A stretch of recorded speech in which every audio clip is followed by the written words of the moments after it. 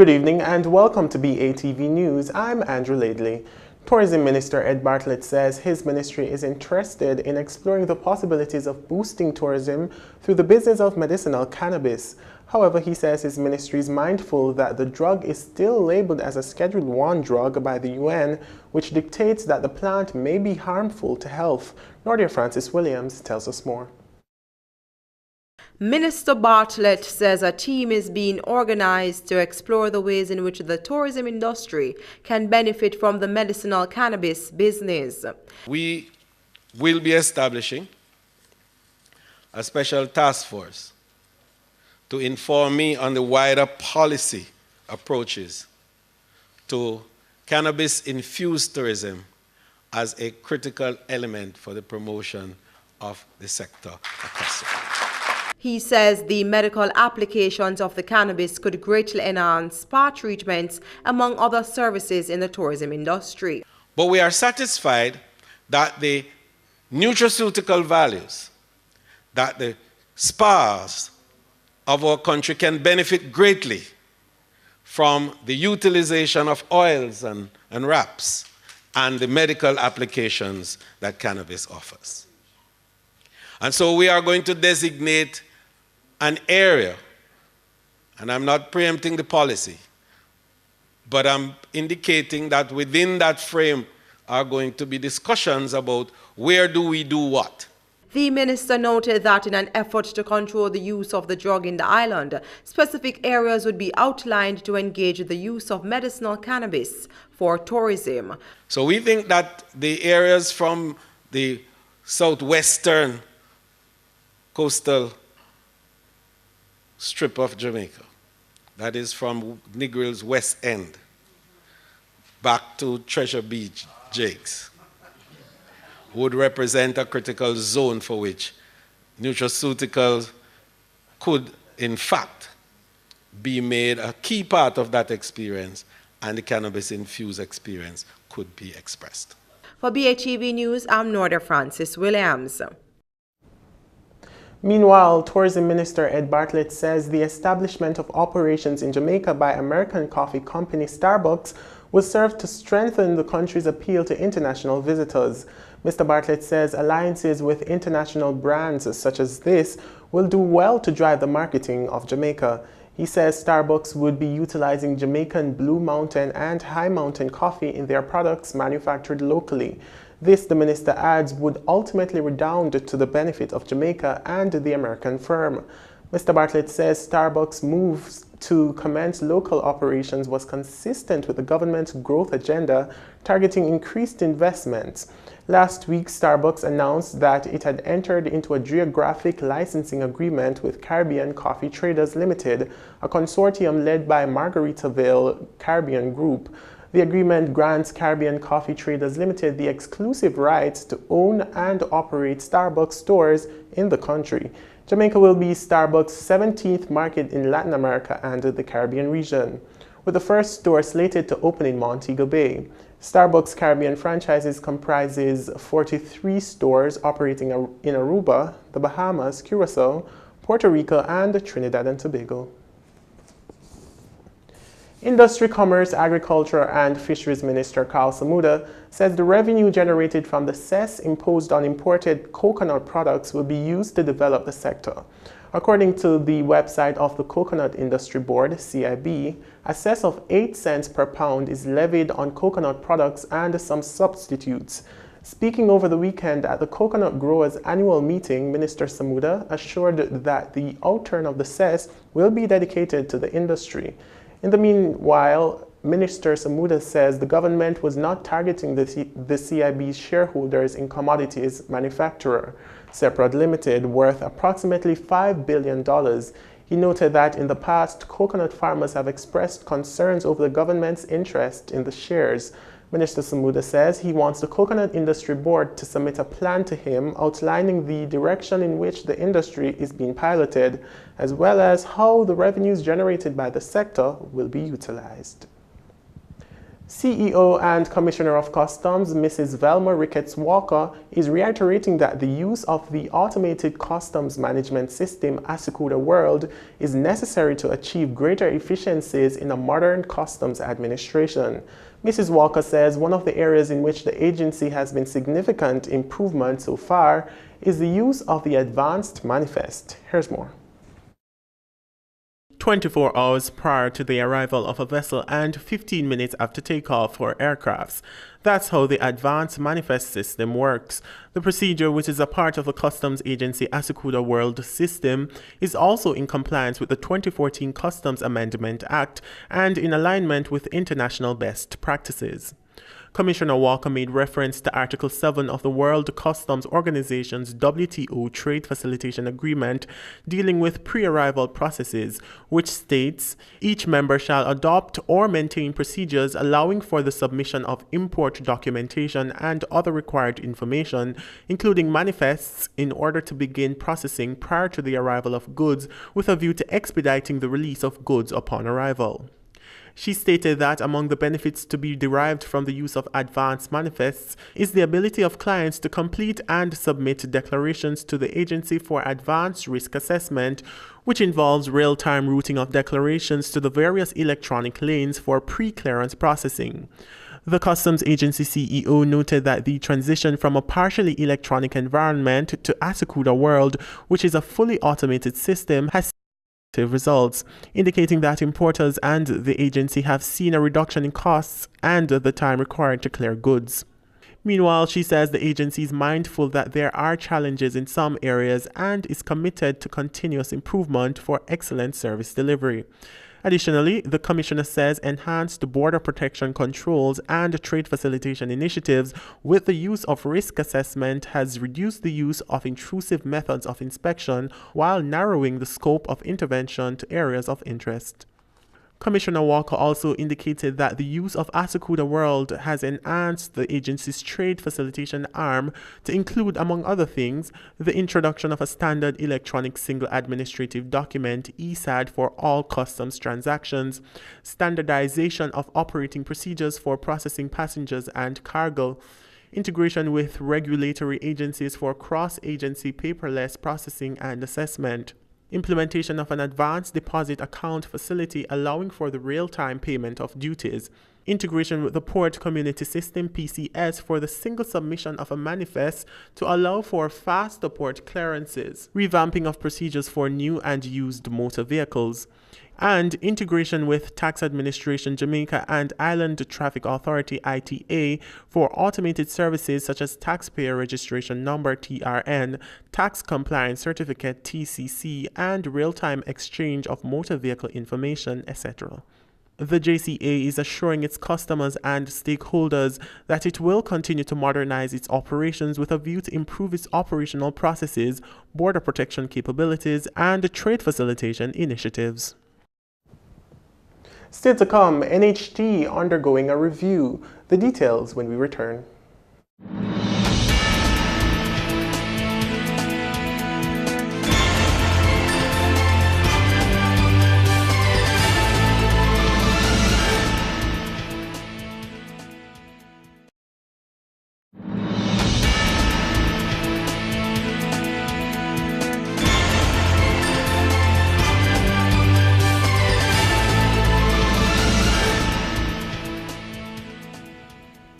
Welcome back. National Housing Trust, NHT Chairman Dr. Nigel Clark, says the NHT has been conducting reviews based upon instructions of Prime Minister Holness to build more houses. He was a guest on the latest episode of BATV's On Point. Anthony Morgan reports. NHT's current chairman, Dr. Nigel Clark, says they have been engaged in the review process as mandated by the Prime Minister. However, he says he cannot speak to the findings yet. And it's in the stage now of actually writing up the findings. It has spoken to various stakeholders, to mortgagors, to members. We had a session with all past chairmen from inception. I was at one of them. You were at one. We met with the business groups. We met with the labor unions.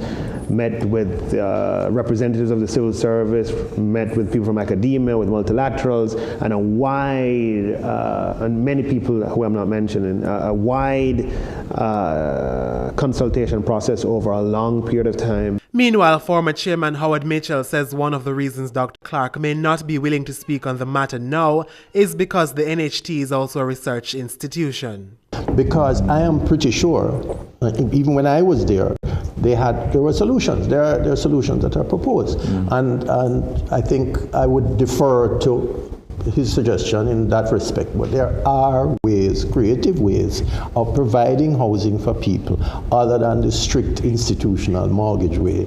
Just as an example, the council house way in England, allowing people to rent to buy, that kind of thing. Mr. Mitchell also says before the NHT can implement solutions, the nation has to come to terms with the fact that there is a housing crisis. He says that has not yet been done. With respect to Nigel and what he's doing is the right thing, and what is being done is the right thing, and I certainly don't want to contribute to putting him on the griddle in terms of any outcome of that. But my personal view, and this is after much thought, is that you could very well justify the NHT stopping in its tracks and addressing this problem for 5 years. For BATV News, I'm Anthony Morgan. Meanwhile, Dr. Clark says the NHT is fully engaged in supporting the growth program of Jamaica. Amita Prasad Webb reports. The NHT chairman says housing starts for the next 3 years are expected to be greater than any other 3-year period over the last 15 years. I'm just telling you, they'll be great, substantially greater. Okay. You know, just to put it in perspective so you understand, the housing starts for the year ended March 2017 was about 2,900. Right. So the housing starts that we are projecting by the year that ends in March 31st, 2018 will be 5,500. Dr. Clark says ground has already been broken on 10 projects this year. 5 of them in Westmoreland, 2 in St. James, 2 in St. Catherine, and we have probably 10, 12, 14 more between now and the end of the year. He says the NHT is positioning itself to focus on those activities that will promote home ownership. Alongside the housing starts, we are projecting that our assets that go into mortgage loans will increase from about $14 billion in the year just ended to about $18 billion. A 25% increase year on year, and we expect that in the medium term that outlay to be sustained. Dr. Clark also says the NHT is looking at different models for these housing start projects. The build on own land, when you lend people to build on their own land. In some cases, interim financing, where you lend to developers and they develop. Other cases, 1-bedroom, 2-bedroom houses, starter units, and doing things with food for the poor. So for BATV News, I'm Amita Prasad Webb. Tax Administration Jamaica says the online filing rate for most major tax types increased during the 2016-17 financial year. The TAJ notes that this meant that more taxpayers, both individual and companies, submitted their returns online using the Revenue Administration Information System, RAISE. The TAJ says the trend is indeed encouraging for the Revenue Authority, which last year bolstered its online offerings with the introduction of RAISE, which offers taxpayers an expanded suite of online service options.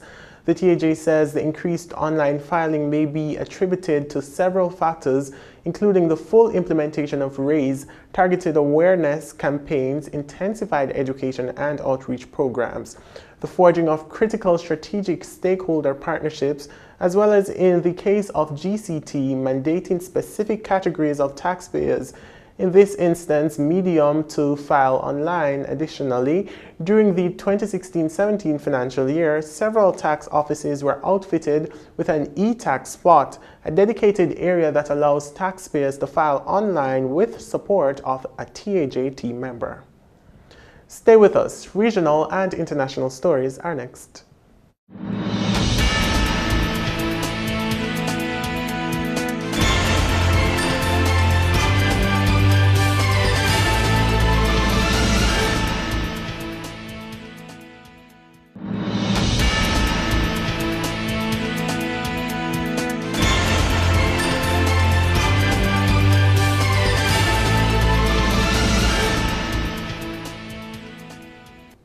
Welcome back. It's time for regional and international news. Many Cubans say they're concerned about their economic future. Less than 3 years ago, President Raul Castro and the then U.S. President Barack Obama agreed to restore diplomatic relations after decades of animosity. But many Cubans are waiting for all U.S. trade restrictions on their country to be lifted. Al Jazeera's Daniel Schwemmler reports from Havana. Cubans are open for business. Many have been for some time. But it's not happening. Not yet. Ruben Valladares founded Adelgraf, making personalised bags, 5 years ago, and works around the clock from his home on the outskirts of Havana, employing 40 people. He has potential business partners in Miami, but is waiting for the obstacles to trade to be lifted. I believe in the future, in a really strong consolidated relationship. It will depend on political will on both sides. And as we as business people contribute each day to that understanding, to convert that idea of two business partners, two neighbors complementing each other, into a reality. In 2014, President Raul Castro and the then US leader Barack Obama normalized relations after more than 50 years of Cold War antagonism. The barriers to trade were supposed to come down. There's a dynamism, but not with the same rhythm or vigor as at the beginning. That's because everyone is waiting to see what position the new US administration takes. So far, we've seen nothing negative towards Cuba. On the contrary, I think they're letting things continue as before. Tourism has been booming, with huge numbers of US visitors coming to Cuba, on flights and cruise ships, with plenty of hotels being built to accommodate them. And there are still many obstacles. The more than 50-year-long US trade embargo, which the Cubans call a blockade, is still in place. And there's plenty of opposition in both camps, among some in the Cuban community in Miami, but also among members of the Cuban government, for whom capitalism is still a dirty word. Marabou is a prickly invasive plant originally from Africa, now with roots infesting thousands of hectares of Cuba's potential arable land. No one likes it, except Andrew McDonald and his biopower company. This is a piece of Marabou, which turns it into a non-polluting fuel. They export to Europe, but the US should be an enthusiastic market. There's a huge amount of it, and it's also sitting on top of arable land. So we're returning a lot of land back to arable productive use, and this is a biofuel is a lot of people's dreams as a biofuel. Few doubt that the US and Cuba will again do business, that it's only a matter of time. But they've been saying that on both sides of the Florida Straits for many years. There's been progress, but the long wait for full, normal relations continues. Daniel Schwemmler, Al Jazeera, Havana. After a decade of slow growth, rising unemployment and dwindling competitiveness, France elected a president on Sunday who says he has a plan to pull the country out of its economic depression. Sonia Legg reports. A tenth of the workforce doesn't have a job. That's a big problem for France and its soon-to-be President Emmanuel Macron. The French economy is showing signs of improvement, but it's after a decade of slow growth. France is still suffering from quite high unemployment and quite high wage costs for businesses, and that is one of the issues that he has said continuously he's going to address. It won't be easy. The former economy minister quit the government of François Hollande out of frustration, not once, but twice. Macron has a lot to do. France is very sick. You can't just apply makeup to the face of the French economy. A serious brain and heart operation is required.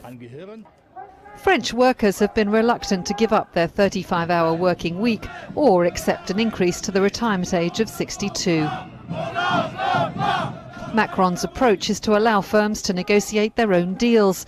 He also wants to reduce the size of the French state and cut corporation tax, but do it all gradually. He has one fan already, and she's willing to help. I would like to help France lower its unemployment rate and to increase the chances of young people finding jobs. We will talk together about how we do this. France also needs to mend its divided society. One recent survey suggests 1 in 5 voters identify with the extreme right or left, compared with 7% in the EU as a whole. And just a third see themselves as centrists, versus 2/3 across the bloc. But Macron's victory was at least emphatic. That should give the youngest French leader since Napoleon a fighting chance. Cable TV operators Comcast and Charter have agreed not to make a wireless deal without the other's consent for a year. Fred Katayama tells us more. Comcast and Charter Communications say they'll work together as they get into the wireless market. The cable TV operators agreed not to make a wireless deal without the other's consent for a year. That would prevent either company from unilaterally tying up with or merging or acquiring a wireless carrier. Both cable operators see adding wireless service as a way to hold on to their customers by bolstering their bundle of cable TV, internet, and landline phone services. Subscribers have been flocking to cheaper streaming services like Netflix and Amazon Prime Video. MoffettNathanson analyst Craig Moffett said, "The question people are asking this morning is, why would Charter agree to a deal that precludes it being sold? The short answer is because there was no realistic chance that either company was going to be sold in the first place." Under the partnership, the companies also agreed to create common platforms and develop technical standards together. Shares of Comcast rose at the market open. Charter lost ground. Handbag maker Coach has bought Kate Spade for $2.4 billion as it looks to tap the popularity of its smaller rivals' quirky satchels and totes among millennials. Here's more. Handbag maker Coach is shelling out $2.4 billion to buy its smaller rival, Kate Spade. With the purchase, Coach hopes to tap into a lucrative market, millennials, who love Kate Spade's quirky satchels and totes. Shares of both companies surged on the news. Laura Champagne, managing director at Row Equity Research, says at $24 billion, Coach got a bargain. Coach's skill set is actually very well suited for Kate, meaning it gives them scale. They have many of the same landlords, the same type of supply chain, the same type of raw materials, even the geographies where they're well known, North America, Japan, China, are the same. So this deal together, you put these companies together, their scale makes them a much stronger company. Kate Spade said in February it was exploring strategic options. Like many retailers, the company has suffered from fierce competition and a drop in traffic at stores. Coach has been looking for an acquisition for months to help turn around its business, especially in the bag category. The deal between the two is expected to close in the third quarter of 2017. Talking Stocks is after the break.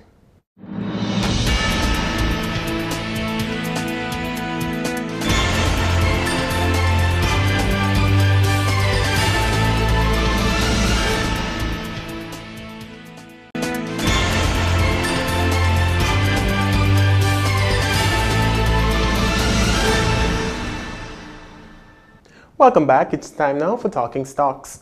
47 stocks traded today, of which 18 advanced, 16 declined, and 13 traded firm. The main JSE index declined by 131 points to close at 234,695. The junior index also declined by 22 points to close at 3,278 points.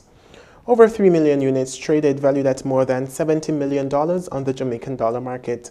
And on the US dollar market, over 1,000 units traded, valued at $450 US. Grace Kennedy, with over 800,000 units changing hands, accounted for 22% of the market volume. Supreme Ventures was second with over 678,000 units trading.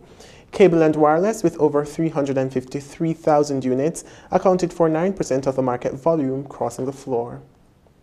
ISP Finance Services was the top advancer, up $2.48 to close at $21, followed by Jetcon Corporation, up $1.75 to close at $15, and Caribbean Cement Company up $2.07 to close at $28.58. The main decliners were Lasco Financial losing 44 cents to close at $4.10, followed by Paramount trading down 30 cents to close at $3.13, and the Separate Group down $3.39 to close at $35.81. In foreign exchange trading, the US dollar ended the day selling for $129.91 against the Jamaican dollar. The Canadian went for $95.24, while the British pound closed the day at $167.38 on average. And that's all the news we have for this evening. But before we go, a recap of our top story.